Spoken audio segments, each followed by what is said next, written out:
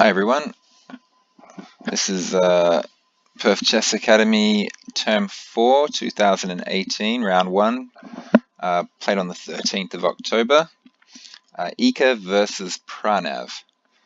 Now, Pranav B, there are two Pranavs that we're playing. This is Pranav B. Now, yeah, this is an interesting game, very interesting. I had a quick look at the opening, and I'll explain why in a second. Let's see. My arrow keys aren't working. There we go. D4, I'm not using my arrow keys. Okay. D4, D5, C4. Okay, Queen's Gambit. E6, Queen's Gambit declined. You know, the whole point was if he takes, you take back and keep a pawn in the center. So Iker played knight C3, which is right. And then D takes C4 was played, turning it into a Queen's Gambit accepted, except there's this pawn on E6. Now, the whole point of putting the pawn on E6 was to protect your center pawn. You don't play E6 and then take on the next move, because now you're left in a position where this bishop is trapped in. So, you know, if you were planning on taking, you're better off taking all the way back here on move 2 and just playing a normal Queen's Gambit accepted. And this way, the bishop can still come out. You haven't trapped your own bishop in. Alternatively, if you want to defend that pawn on move 2, play C6, the Slav defense. And what you can do is play a very similar line and take here. And the idea is you're threatening to play B5 to defend your C4 pawn. And the reason you're threatening is because you played C6, and the C6 pawn defends it all. So a move like A4 is often seen here to prevent that, which gives you the time to play bishop F5 and stop white from getting his E4 thrust in. Now, notice this pawn on C4. I mean, it's pretty vulnerable, but it does an amazing job of stopping this queen coming to B3. Often the answer to an early bishop F5 is for the queen to come out, threatening B7 and also threatening pressure on the center. And it's the Slav defense. I think this is more what black should have been going for. But what black did was very difficult to understand. He played E6 blocking his bishop in and then took the pawn and left himself with a worse Slav or a worse Queen's Gambit accepted. Don't like it very much. Now, Iker played E4, just grabbing the center and threatening to get his pawn back and just have an amazing center and very good development. And now something else which baffled me. Black played E5. Now the pawn has gone to E6 on move 2, and then on move 4 it's moved to E5. Just a complete waste of a move. Once again, you're better off not having played E6 and then chucking E5 in one move, rather than doing it in 2. Now here's the really strange thing. You know, when I looked at these opening moves, I thought, oh, he's given up the center and he's wasted a move. You know, surely there's a way that white can just smash black off the board really quickly here. And I looked at it, and I looked at it, and I looked at it, and I couldn't actually find a way to refute this. Pawn takes pawn. Black is actually okay. It's a bit trickier for black to play than for white, but he's actually okay. He gets a decent position. And knight F3 is the same. Black is okay. And they're the two moves which I thought would refute this. So in the end, I came to the conclusion that what Iker did, D5, was probably the best, even though. Even though you'd think there'd be a way to punish black for his, for breaking 2 opening principles: 1, giving up the center; 2, wasting a move. But there isn't no way. It's a strange situation. It's not something I'm used to. Usually, opponent made positional mistake, must smash him. But sometimes there is no way. I think here white should just be happy with the advanced center pawn and the slight lead in development caused by the fact that black has wasted a move. Now, the rest of the game proceeds pretty straightforward. I don't need to dwell too much on these. I'm not sure if pinning this knight straight away is the best way to play. I think maybe knight F3. Because, black played H6, hitting the bishop, and, I mean, maybe the bishop should have come back to here and then sat on this square there where it can pressure the E4 square. This pin is very annoying. I think taking probably helps black, and I think this equalizes the position quite a bit. The threat, of course, is the immediate mate, which white was not going to fall for. played knight f3. Now black kind of just went vicious and went g5, desperately trying to make this attack work. And he has got quite a bit of pressure there with the queen and the two bishops and the two pawns and the rook all bearing down on this king. The problem is white hasn't castled yet, and even though the engine is saying white should castle here, I think white shouldn't. I think white probably should just maybe move his queen e2 or something, and leave his king in the center for a little longer. Because if these pawns come barreling down the side of the board and this king goes the other way, these pawns might look a bit silly. Okay, so white actually played knight b5 here, which the engine actually liked. I kind of consider it a waste of a move, but yeah, I can't argue with an engine. Knight a6 was the reply, and then white castle king. So kind of castling into this attack, but yeah, I don't think the king wanted to go the other way. I think it's okay. Now g4 was played, really putting white under a lot of pressure on this king side. The knight had to retreat. And then, yeah, black took the time out to deal with this knight fork problem, to free this knight up. Played c6. Some strange moves being suggested by the engine. And the engine suggesting just ignore it. It's not really strange. It just requires a bit of calculation. Knight b3. And if pawn takes, the idea is bishop takes check, followed by a removal of the defender. You grab the knight on a6, followed by grabbing the bishop on c5. And the idea would be to double black's pawns and leave white with a connected passed pawn. So knight b3 actually looks like a pretty cool idea. It's a bit tricky. You have to calculate it out and make sure you're not missing anything. For example, there are counter sacrifice ideas on f2. For example, this bishop could sack itself on f2. I mean, this doesn't work, of course, because the queen is going to be on pre. But in the right move order, there might actually be something there. Like, for example, bishop in the way. And if you take here, does this work? No, it doesn't. The rook will still be on the queen. Okay, so yeah, the combination does seem to work. It's much easier for me to work this out with an engine right here, crunching through the variations for me, of course. So yeah, knight b3 would have been good. White played d takes c6, which I think is okay. Went back, and then knight jumped back to here. And then black played bishop d4. And the engine's not too happy with this idea, but I think the idea is quite a nice one. It frees up the c5 square to let the knight come into here and get into the action. Whoops. And probably I don't know, it's hard to tell what the best way to play this is. Like knight e2 is the engine suggestion, but you have to be very careful and make sure you can fully refute a move like this. Now the engine just finds the refutation straight away, just rook b1, and the bishop doesn't really have any good places to go. For example, if it goes to d4, knight takes d4, e takes d4, e5, and black's kind of getting punished for his king still being in the center.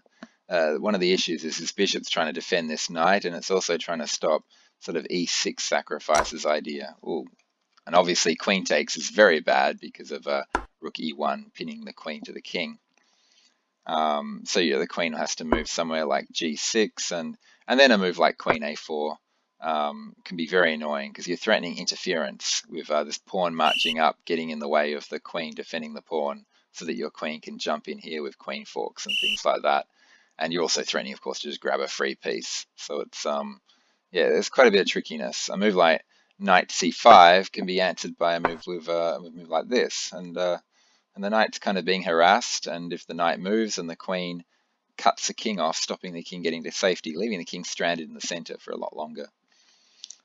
Loving white's position here. And once this knight gets shooed away, you've got moves like knight e4, or once the rook defends e4, I mean, you got knight e4, then jumping into f6 or d6, and black's in a lot of trouble.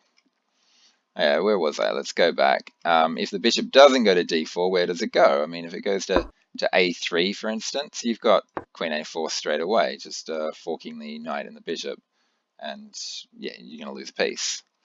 And yeah, there's no other spot for it to go. I mean, the other thing you can try and do is defend the bishop with rook b8, but then a very simple queen c2 is very annoying because, you know, for example, if the bishop goes to d4, for instance, first you just rip it off. Probably an in-between move is required here. Takes, and then when he takes back, you grab this, and yeah, and if he takes back, something very nasty happens at the end. Wow, I thought it would be rook b8, but apparently it's not. No, queen c5. There we go. Yeah, of course, queen c5. Cut the king off and threaten rook b8. And yeah, black's struggling here, having a lot of trouble. There's also e5 followed by knight e4, knight checks, and the same sort of ideas I was talking about a second ago.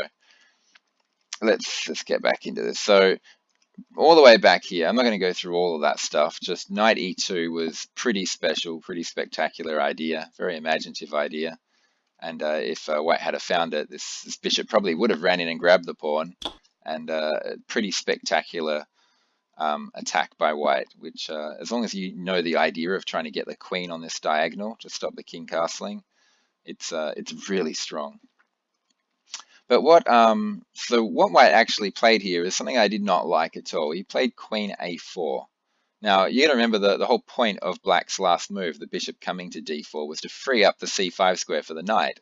And by playing queen a4, you're just giving black a free move, allowing him to move his knight to the square he wants to move it. You're actually forcing him to move it to the square he wants to move it, and hitting the queen at the same time.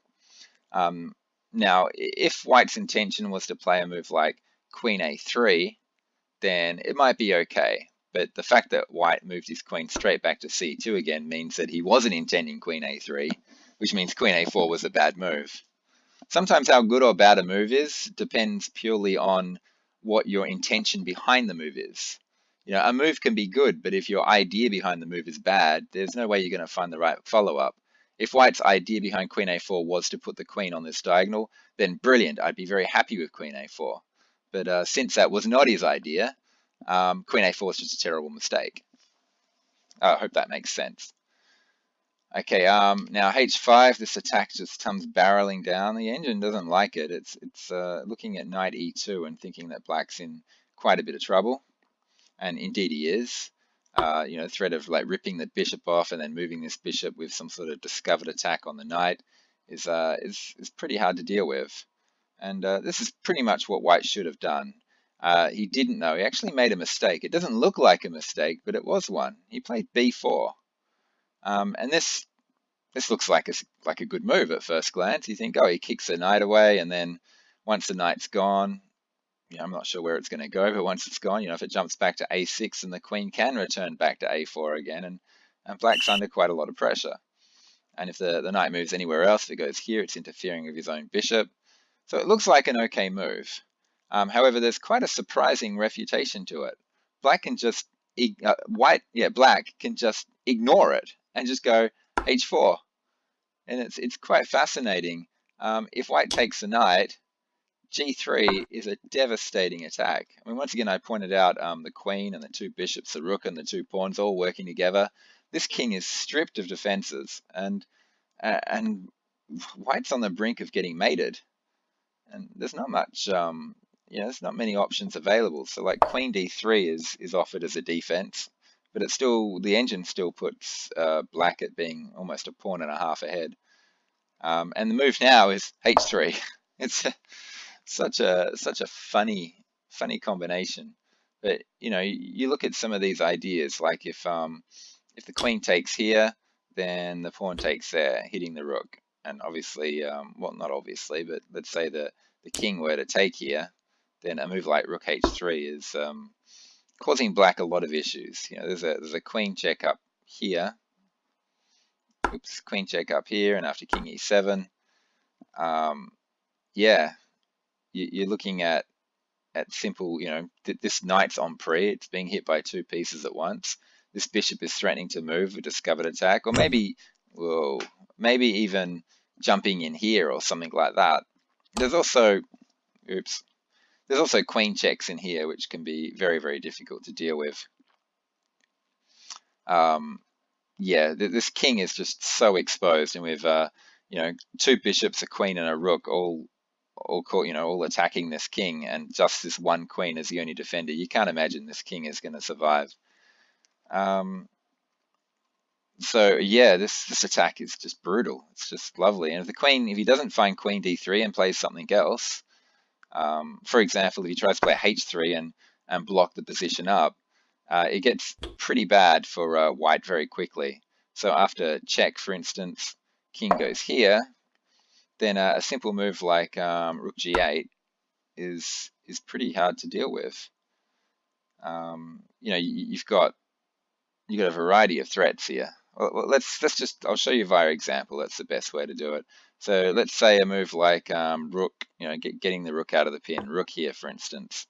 Okay, it leads to, there's like 3 different ways that black can, or 4 different ways black can just smash this king. Bishop takes h3 is pretty cool. So if takes, queen g5 threatens mate down here. How does white stop this? You might sack for it, but then you go there and you're still threatening mate down here. And the only way to continue on is to just keep sacking pieces until you run out of checks, basically. Yeah, there's no way to stop that, mate. It's just brutal. Once this G file gets open, the game's over. How else can this be stopped? And I said there was more than one way to win this. So, you've got just queen G5 straight away, threatening the mate down there. And how do you stop that? I mean, can you stop that? I don't see a way. Takes, rook g1, just delaying stuff, really. Even here, the engine doesn't want to take the rook. The engine wants to play bishop takes h3, threatening just bishop takes there with a mate following. Yeah, this king's gone.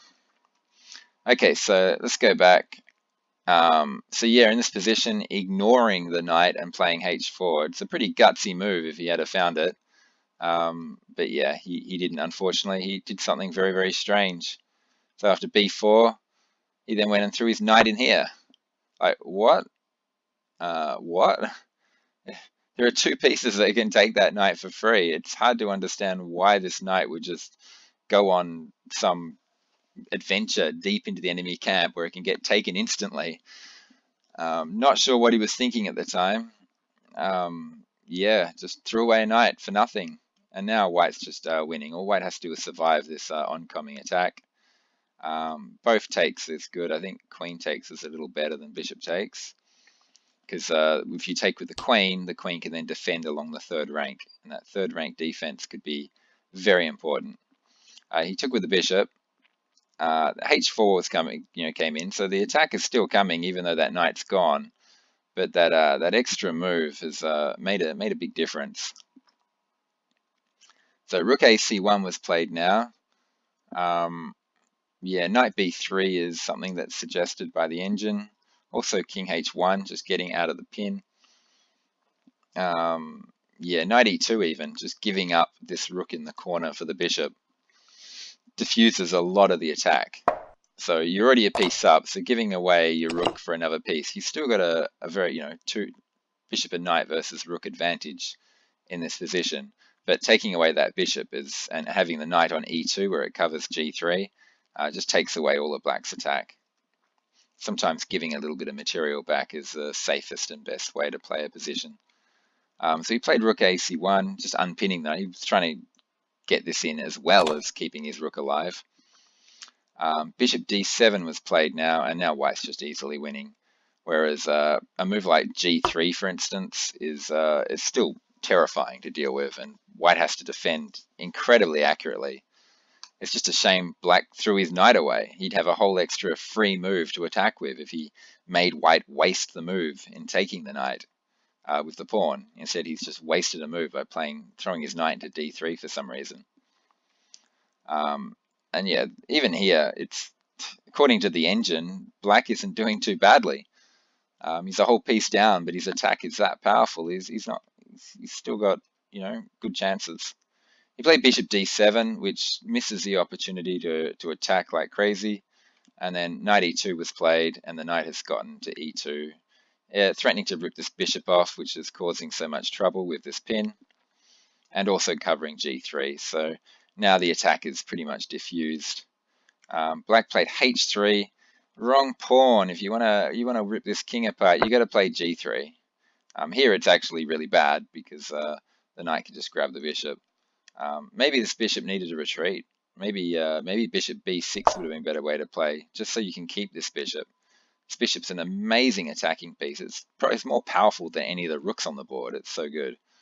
It's pinning this pawn, and g3 becomes absolutely devastating with a bishop on that diagonal. Okay, so h3 was played, and that lets the knight just rip the bishop off, which it did. Now here he just took it back with his pawn, but he should be playing the in-between move. He should surely play this first. E takes g2, and if white takes it, the king is a little bit exposed. If he ignores it and moves his knight, then you take the rook and get a queen with check. So yeah, I'm very surprised he didn't take the pawn first. It's an in-between move called a Zwischenzug. Now e5 was played. That's very, very strong. This queen has to go, I don't know, maybe it should jump into here and try and get the mate, or h6 maybe. Yeah, there's a couple of good options there. h4, h6, get it on the h file and threaten to take this pawn and try and get the mate down on h2. Unfortunately, the moment you move your queen on the h file, he's just going to play g3 and block it all up. Well, this is one of the reasons why you needed to get that move in earlier, and you can't get it in now because white would be very happy to just take the queen and give up this rook for a queen. And once the queen's off the board, there's no mate anymore. Okay, but what black did was just terrible. He took the pawn, and yeah, the game's just over now. Just rook fe1, goodbye queen, and the rest of the game really isn't important. Generally, once you've just lost a queen like that, the game is kaput. It's finished. Check, takes. Oh, yeah, well, it should have been finished. In this position, white was here. He played rook e7, and black completely missed. Rook takes queen. I mean, white would still be a rook up with a 1 position, but missing the chance to take a free queen is like, wow, what? So I don't know what these players were thinking. That we're not even at move 30 yet, so I don't think they're in time trouble. In fact, they had to keep recording their moves until 5 minutes on the clock. So neither player was in time trouble. So I don't know why white decided to just give black the option of a free queen. I don't know why black missed taking the free queen. So clearly both players were playing way too quickly at this stage. Maybe throughout the whole game. There was no time stamps on the score sheets, unfortunately, so I can't see how much time they were spending on each move. I might have to force players to do it every 5 moves or so. I don't know. I'll think about that. Anyway, king b8, queen d6 check, and then rook takes. Yeah, and it's all over. Oh, well, for some reason, white didn't want to play queen takes rook check and decided to go for this one instead. I guess it's a prettier checkmate. Okay, that's all for this game. Very interesting stuff going on in the opening. That attack from black was brutal. Unfortunately, he didn't want his queen, and it turns out you need a queen in order to make your attack actually work. And white didn't want his queen either, but black didn't want to take it. So I don't really get it. Oh well, guys, I hope you learned some things from this game, and yeah, goodbye.